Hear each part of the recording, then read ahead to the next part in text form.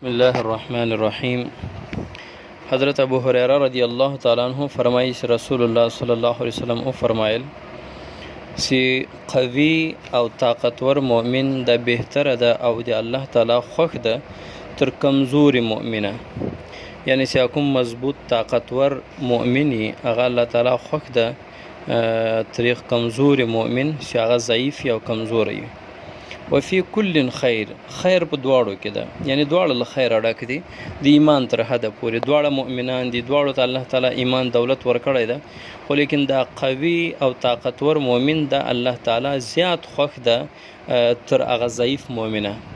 قوي مؤمن دی الله تعالی ولې خوښ ده؟ قوي مؤمن دی الله جل جلاله په دې خوښ ده چې دی به په عبادات په صحیح طریقه وکړي، فرایض، روزه، زکات، حج دا به په صحیح طریقه ادا کړي. جهاد کې به دی ښه محنت کوي، ښه کوشش به کوي، جهاد دی کړی سي. نور دغسې د مسلمانانو کومک، د مسلمانانو خدمت یوه ښه به د پیښه سي، نو دا طاقتور مضبوط مؤمن دا به زیاته منډه ترړه کړي. نو ګویا کې د الله جل جلاله د طاقتور مضبوط به الفاظ دیگر یو غیرتی مسلمان خوښیږي چې هغه په ایمان غیرت کې، هغه په ښو کارو کې غیرت کې، د جاهلیت غیرت نه یب کې بده کې هغه د ښو کارو غیرتي. مثال په تور یو ځای تکلیف ورسېدو د ځان ورسوي، خدمت کې یا خلک له تکلیف د راایستلو کوشش کې، محنت کې، پیسه لګوي، ځان مال هر څه لګوي، نو داسې طاقتور مؤمن دی الله تعالی خوښ ده. او کمزور مؤمن، ضعیف مؤمن دا دی الله جل جلاله په دې باندې خوښ.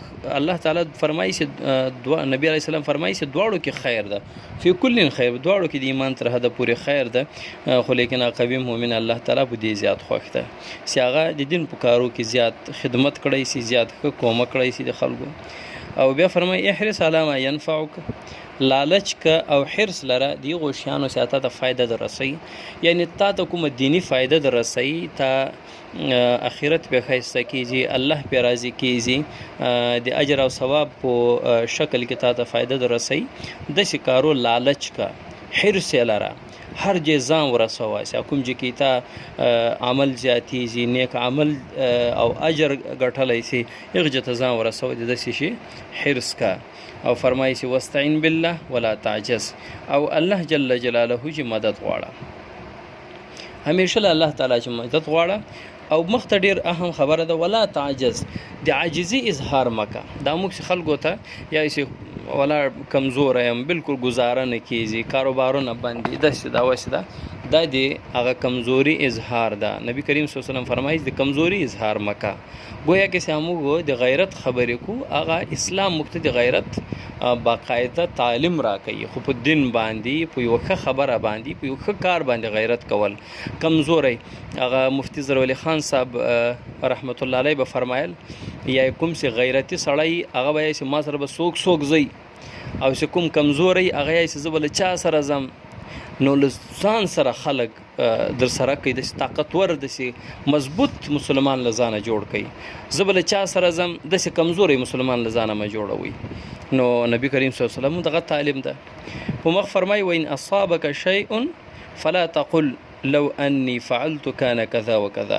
که چیرې یو مصیبت درته ورسېدو، یو تکلیف درته ورسېدو، نو داسې مه یاسې اوهو ما دغه کار کړی وای نو نن به دغه پیښه نه را رسېدله، ما دا سړی، دا زوی بچی مې د بازار ته نه وای لګلی نو اکسیډنټ پې نه کېدو، ما دا بچی، دا پلار، دا مور، دا مې هسپتال ته رسولی وای نو بچ به و.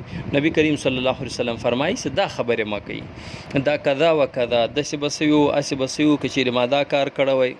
ولکن قل قدر الله وما شاء فعل، لیکن داسې یایي چې دا د الله تعالی تقدیر و چې الله تعالی څه خوښ هغه وسو، په هره کیسه کې داسې یایي، نو زړه به م صبر هم سي او الله جل جلاله به دې اجر هم درکړي. نو په مخ فرمایي فإن لو تفتح عمل الشیطان، دا لو ټکی سي ده، اگر یا پښتو کې کچیره، دا د کچیره لفظ ده، کچیره ما دا کړی وای بیا به تاسو یو کچیره ما دا کړی وای، دا کچیره لفظ ده. نبی کریم صلی الله علیه وسلم فرمایي دا د شیطان لپاره د عمل دروازې خلاصي، یعنی شیطان لپاره د هغه بنده د گمراه کولو لارې خلاصې شي، موقع پیدا کی، بیا ډیر په اساني سره د مسلمان گمراه کولی شي چې کله د باندې مصیبت راشي او دی وایي چې اوهو داسې مې کړی وای، دا بس یو دغه کار مې کړی وای، دا پیښه به نه را رسېدله، هر څه په الله پرېږدي، د الله په تقدیر باندې راضي اوسئ. الله تعالی دې عمل کولو توفیق راکړي.